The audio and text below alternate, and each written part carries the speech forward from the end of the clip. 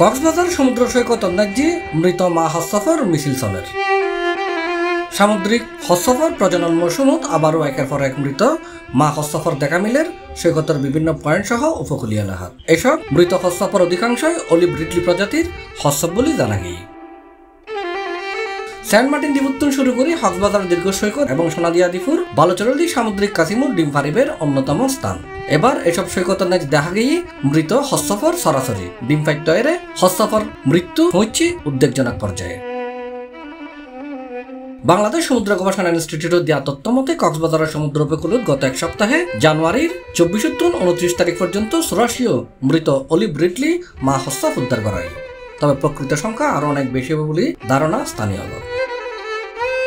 এ বিষয়ে বাংলাদেশ সমুদ্র গবেষণা ইনস্টিটিউটের বৈজ্ঞানিক কর্মকর্তা শিমুল ভূঁইয়া জানাই, এই মৃত কাসিম সবগুলোটি হচ্ছে অলিভ রিডলি টার্টল, বেশিরভাগই হচ্ছে মা কাসিম। এরা মা ডিম পাড়ার জন্য মূলত বিচে আসে। এই প্রজন মানে এই 3 দিন আর আজকে মিলে 4 দিনে আমরা 84টি মৃত অলিভ রিডলি কাসিম আমরা রেকর্ড করেছি। প্রথমত যেহেতু মা কাসিম অনেক দুর্বল থাকে, ডিম পাড়তে আসার সময় যখন বিচে এসে ওঠে তখন আসলে এই কুকুরগুলো তাকে সহজে আক্রমণ করতে পারে। আরেকটা কারণ হতে পারে সেটা হচ্ছে জেলেদের জালে আটকা পড়ে মারা যেতে পারে।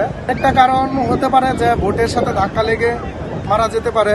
এই কাসিমগুলোর ডিম যেন তারা অবৈধভাবে সংগ্রহ না করে এবং সংগ্রহ করে যেন বিক্রি না করে। পর্যটনকে বাঁচিয়ে পর্যটনকে মানে ধীর করে আমরা কিভাবে কাসিমগুলোকে রক্ষা করা যায় সেজন্য আমরা আরো গবেষণা করে হয়তো সরকারের কাছে আমরা একটা আমাদের সুপারিশমালা আমরা প্রেরণ করতে পারি। পরিবেশ বাদলে হয়ে ডিম ফাইটয়ে মা হস্তফর মৃত্যু কোনোভাবেই কাম্য নয়। এসব হস্তফর মৃত্যু যদি ঠেকানো না যায় তাহলে সমুদ্রের ইকোসিস্টেমের উন্নয়নে মারাত্মক প্রভাব পড়িব।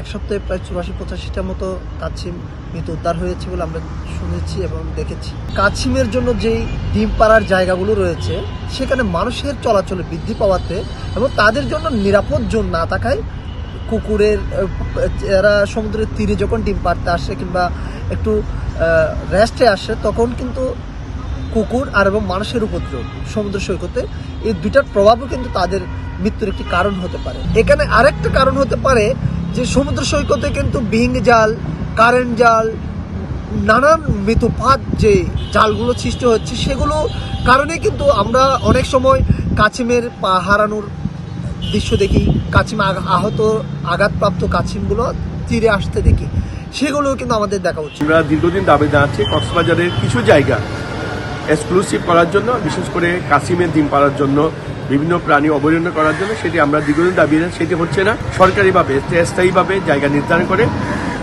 যাতে কাসিমরা এসে ডিম পাড়তে পারে সেরকম একটি জায়গা নির্ধারণ করতে হয়। কাসিমরা ডিম পাড়তে না পারে নিরাপদে, তারা বিভিন্ন কারণে তারা মারা যাচ্ছে, সেটি উদ্ঘাটন করা দরকার। উল্লেখ্য অলিভ রিডলি প্রজাতির হস্তফরে সমুদ্রের জারদার হওয়া হয়। কারণ ফাঁসাগোলা বস্তু হাইরে সমুদ্র পরিষ্কার রাখে এই অলিভ রিডলি প্রজাতির হস্তফ। ডিম ফাইটয়ে এসব হস্তফর মৃত্যু বন্ধে সংশ্লিষ্ট কর্তৃপক্ষের যথাযথ পদক্ষেপ নেবার আহ্বান জানাই স্থানীয় সচেতন মহলে।